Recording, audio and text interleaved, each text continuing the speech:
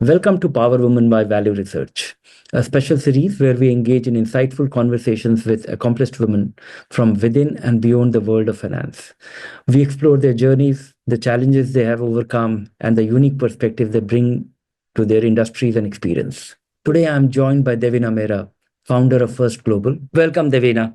I have a set of questions for you, and this has a not narrow focus. Going by your ambit, I can have a very long interview with you, but right now our focus is very limited to women issues and you as an investor, how you have evolved. So, what was your first investment, and what led you? How did you decide? Actually, I started investing not so early because I was working for a bank.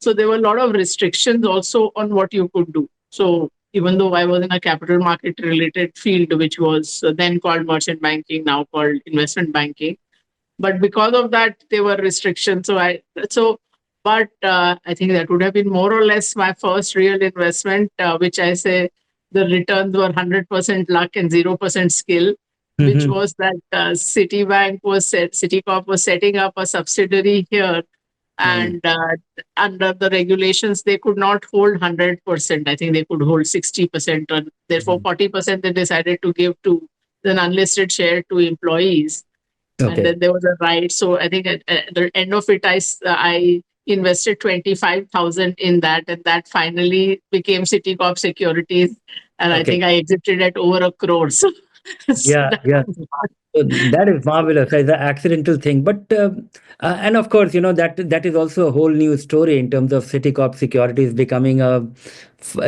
technology company. right. Uh, when and how did you go about your formal investment journey, not Yeah, this so like accidental I or the said, profession? I was in a related field, so I knew about it. But within the bank, there were a lot of restrictions, obviously, because you are dealing with companies, therefore you cannot invest in their shares and things like that. So really, it's only after you quit that you can do it in a proper fashion. And there were no mutual fund alternatives either then. That wasn't as if that you could invest in a mutual fund. So really properly you could do it only once you were out of that restrictions of a bank. You're referring to mid 80s or early 90s. This is, yeah, I started working in 86 and I quit in 93. So Okay. Yeah. but of course the other thing was that I started working when I was 21. I had gone for my MBA when I was 19. So Hmm. even though I started like kind of 3 4 years later, it was still not very late in terms of the age. And let me also give you some context that when I went to IIM, I did not even know what a share was Okay. or what the Okay. venture was, because I came from Lucknow, which was then, at least, I don't know now, it wasn't a business city. And my parents, being both academics, had zero interest in money or investing. So I Mhm. had absolutely no exposure, unlike people who grew up in what was then Bombay and Yeah. who had been chatting about the market on the dining table from the time that they were children. Mm. I had no such exposure. Do you have any mentors whom you look up to, or they were inspiration for you? In terms of investing or Yeah. in In what? terms of investing, in terms of investing. Investing, or for that matter, most things. I mean, of course, you had your gurus when you were studying and all of that. But after that, I would say books have been my mentors. I would not say that any person has been a mentor. I can't think of anyone. Yeah, there was not much television, there was not much internet, or there was no internet then. So, Yeah, but books were always around, and I was always a voracious reader. mhm. And when I started the business, also, you must remember that at that time there was nothing called securities research Mhm, mhm, till I started in 93, which was essentially one of the triggers was the market opening up to foreign institutional investors. And I said, now the market will professionalize. But mhm, till then, there was no such thing. I mean, you can guess it from the fact that we didn't even have a course on securities research in IIM Ahmedabad, because there no such thing existed. So I really learned from first principles. When I started in this journey, after I left City, I thought, along with foreign institutions, all these foreign brokers have come, the Merrill and the mhm. Morgan, whatever, Jardine Fleming and That was much City. later. Yeah. But That was I years later. first looked at, I said, kar rahe 50 years, 70 years, Mhm. they would know. But then once I looked at the reports, I said, this is junk. So I have to learn from first principles. So that's what I did. So, right from reading valuation books, Tom Copeland, later Damodaran, and from there, as well as, of course, the stories of the investors and the traders and what they did. So I would say all of that put together, it was my education. Mm-hmm. No, because 1992, I remember that, the first organized research being referred to was done by Harshad Mehta Gromore, where basically he was the owner of the clippings and the annual report from the Kabadiwala. Right. Um, well, so this you said that it was completely unplanned thing, or you did not know about shares. But what really attracted you to finance in your at IIM? Because that would have been a planned thing. You would have Yeah, chosen. so I mean, up to an extent, I always say that I always was clearer about what I did not want to do rather than what I wanted to do. That's number one. And number two, for me, the big thrill in life has always been learning.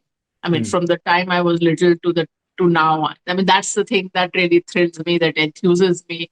So while in this business, the input and output is money, for me, the real thrill is in the learning. Because very few careers where 30 years on, you can still say that you're learning every day. And there will Learning. never come a time when you know it all. I mean, there's never going to be a time when you say, yeah, I know what the market will do tomorrow. so, so that's the thrill of the business. So like for example, after class 12, I was the only person in my maths class who did not sit for engineering entrance exam, because that I was clear I didn't want to become an engineer.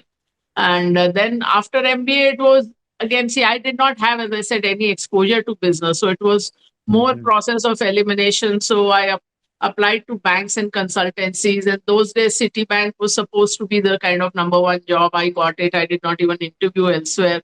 So that was, you can say, I know half of it was happenstance. Accident. But ultimately, those two departments that I worked in City, again, I was clear, I didn't want to do operations or something like that, or financial control. So again, things which made me learn about the world rather than become quote unquote powerful within an organization. So Mhm. merchant banking was one. Then after that, I moved to corporate credit, which was understanding industries and companies, but from a banking and credit perspective, which to this date I think was a very good thing, because when you Still come into valuable, very valuable. equities, Mm. yeah, very valuable. Because I mean, as Mm. a banker, as I posted yesterday, in a bank only participates in the downside of a customer. So Yeah. your only focus is that how can things go, what are the possible ways things can go wrong. Mhm. And whereas in equity, every entrepreneur tells a good story. So everything Yeah. looks very rosy. So Yeah. that discipline of always looking for what can go wrong was very valuable. Besides the fact that, those 2.5 years that I spent there, I learned about a number of industries. And I was always, again, as I said, learning was a kick for me. So I always liked, for example, visiting plants. Most other Mhm. colleagues of mine did not like doing that. So sometimes I'd even do plant visits for my colleagues. I said, "Tumko nahi jana, I'll go see it. I'll learn Mhm. something. You see a cement plant, steel, aluminium, whatever." So how has this migration being an equity investor who thinks of the possibilities, optimist, thinking all the magic that will happen, and from a credit perspective, that how not to lose money, where somebody is stealing money, how he'll run away with my money. This whole, completely, almost an opposite mindset. I think it's a good discipline, as I said, to marry the two, because I have never been of this view that to be a successful equity investor, you must be an optimist. This is a fallacy. It's a fallacy of survivorship. So, you might say that all the people who made it big were optimists, but you don't know how many people started out with that strategy and where did they end up. So No, it's a but at least the investor has to be optimist, otherwise he will not get started. you have to have a balance, because as I said, I'm not one who will talk about high conviction ideas. I mean, one of the banks whom we were talking to for the distribution of our PMS said, explain your high conviction ideas. And we sent a 3-page note on why we do not have high conviction Like ideas, while fundamentally and intellectually we are against high conviction ideas. Because anything high can go conviction wrong. ideas, you're getting married to a narrative. That's Mhm. the last thing we want to do. We want to be data driven. We don't want to be narrative driven, because narratives change, stories change. the very fact that every Excel sheet model for every company has profit growth every year. Yeah, yeah. 99% of the reports will have that. And yet, I mean, this is data I have often asked that, out of 4,500 companies that have been listed more than 10 years, how many have shown some profit growth every year? Not even 10% compounded, 20% compounded, greater than zero, but every year greater than zero. Yeah. And you'd be surprised that list is 17 companies. And we've done this exercise many times, 10 years ago, 15 years ago, 20 years ago. So वो कभी 20 companies आती है, कभी 22, कभी 25, मतलब it is in that range. Yeah, So yeah. that's how difficult it is. So it's very easy to say I'm optimistic. No, I mean, this is how things stand as of now. Maybe the things change tomorrow. Maybe something changes in the industry, in the competition, in the company itself. They're like, you've been there long enough. You would remember all those cover pages that can Nokia ever be beaten, and Yeah, yeah. I've been wondering about, everything, Netflix to, the blockbuster to whatever, you keep listening to the mortality we forget. I have grown at right, a time when, the DCM group and all the big groups of North India, they don't exist anymore. right. The Thapar, the Modis, the Yeah, JK, the yeah. Singhanias, so many.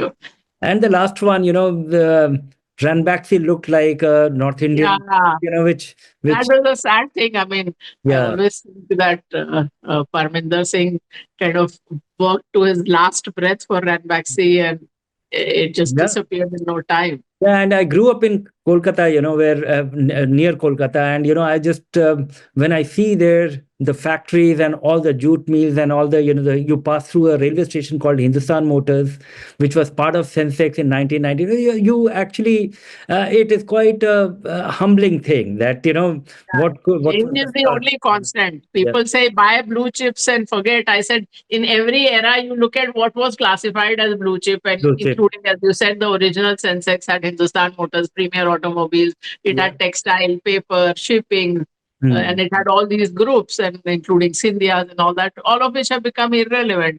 In between, if you remember, PSUs, Yeah, Sensex yeah. existing had huge number of PSUs. I'll tell Then you, for a time, people forgot that PSU existed even. yeah. So No, it MTNL was actually the so star long.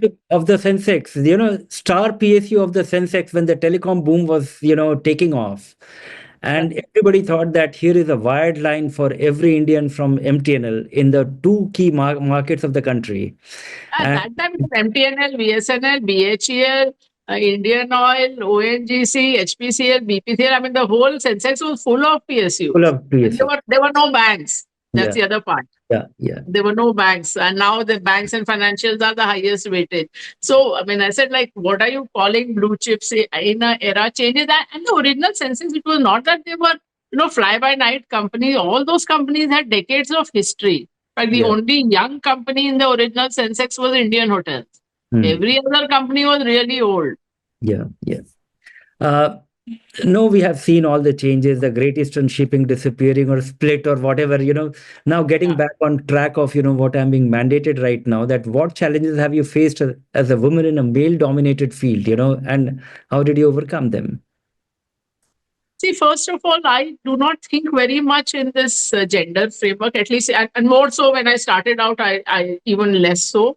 Like when I joined Citibank, in the entire investment bank, which included merchant banking, money market, treasury, etc., I was the only woman officer. Mhm. That didn't like kind of prey on my mind. And of course, when I Bombay Stock Exchange, when they advertised for professional, not only was I was an outsider as a woman. I was even more of an outsider that I was not a Gujarati or a Marwadi or even from a business family.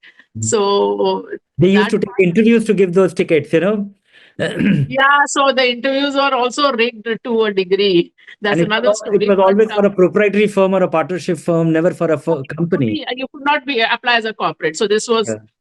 this was a proprietorship. I Mm. ultimately got 2 extra marks for my IIM gold medal, and that pushed me over the cutoff. So Okay. a lot of Okay. people had told me BSc is a brokers club; they're not going to give you a ticket. I Mhm. said, like, that visualization of the goal, to me, the BSc card is the biggest example that it works. But coming back to the woman question, now I underline it a little more simply because I realize that girls and young women have very few role models. And when, as I said, when I joined Citi, I was the only woman in the entire investment bank. And some 30 years later, I think Outlook Business had this 40 market gurus issue, and I was the only woman. I said, now this is sad. That 30 years on, also I am the only woman. We need a lot more women in investing, and we need more, besides the finance professionals, we need women to take charge of their own money. That's very important. That's the other part which I find, which is a cause for me, which is why I never say no to anyone saying that to be addressing women, even if it's a small group. So that's as far as personal challenges are concerned, the only thing which I used to find was that a lot of the traditional men are not comfortable making eye contact with women.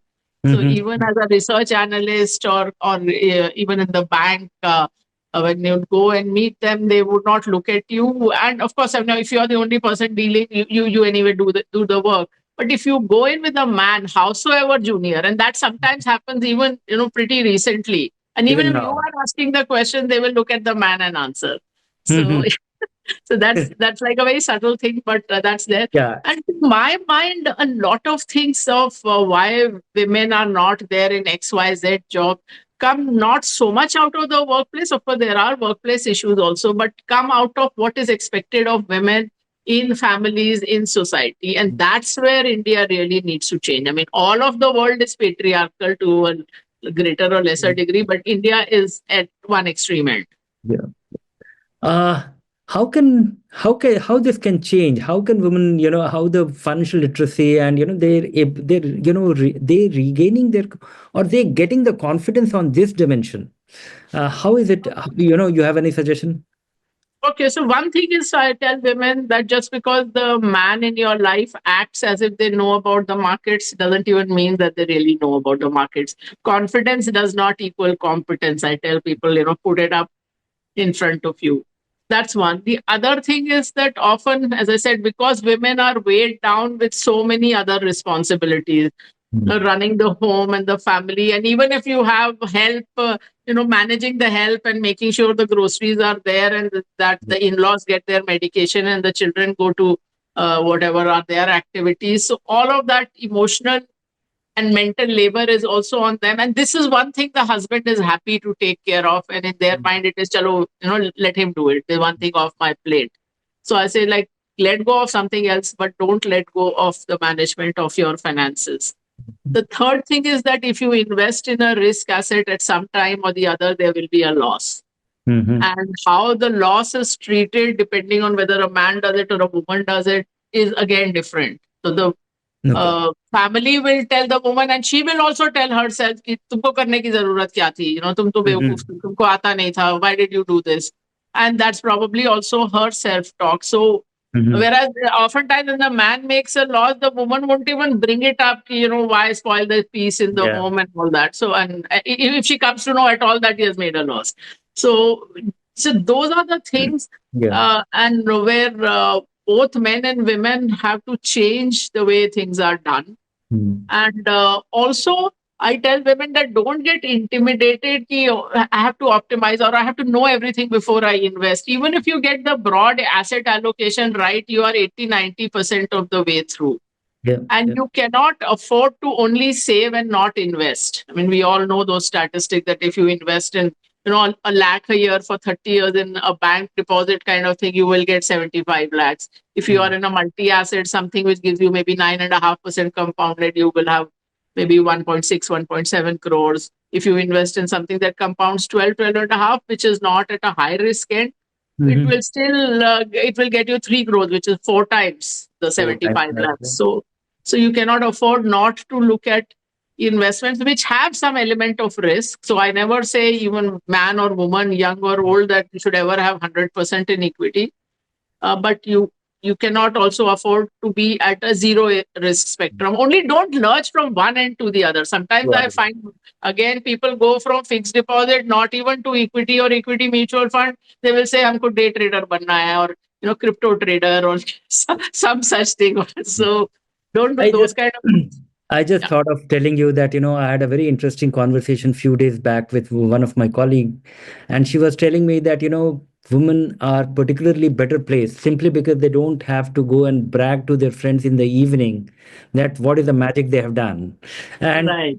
that to my understanding, after reading, we get about few hundred questions from investors every day, and that I can tell you that that is a huge problem. People act recklessly at some point, and that is just to get the glory, or making a claim, or be boastful, or whatever it be. And I haven't come across too many women with that pressure, or with that Actually, I mean, the desire data to, was, sorry, I thought you'd finish here.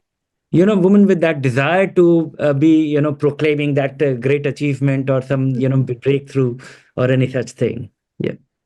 Yeah, I was saying global studies have also shown that outcomes are better for women investors, but the men are more confident. Yeah. So they have more confidence in their abilities, even though the outcomes are worse for them. Uh, Oh, so I've reached at the final question. Though, more than women issues, I have really absorbed what you have been saying, all the all the context. What advice do you have for young women considering a career in finance but feeling hesitant?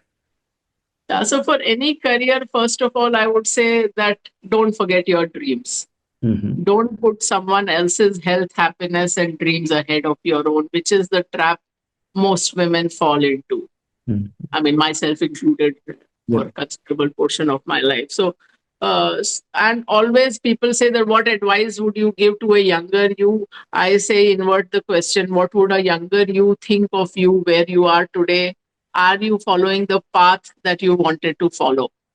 But sometimes it is actually quite sad. I was a chief guest at a management institute recently, and I was having dinner with the professors, and they said, like, now every year we have a lot of girls. So sometimes the ratio is even slightly more than 50%.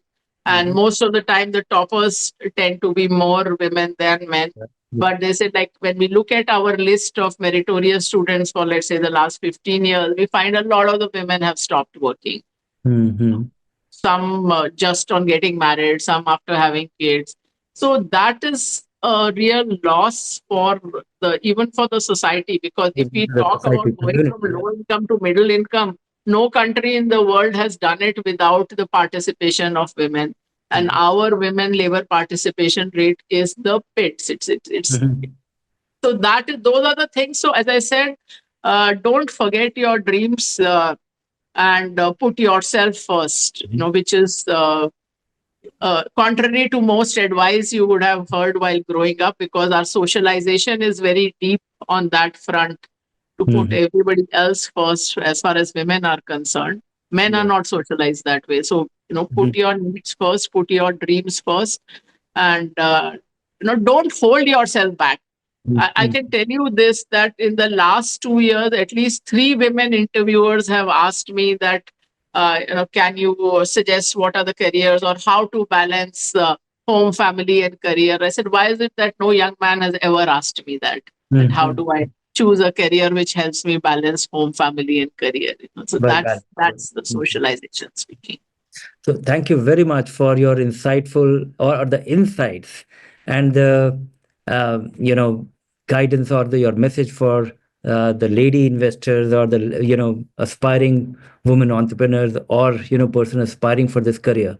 Thank you very much for your time. Thank you for having me. Thank you.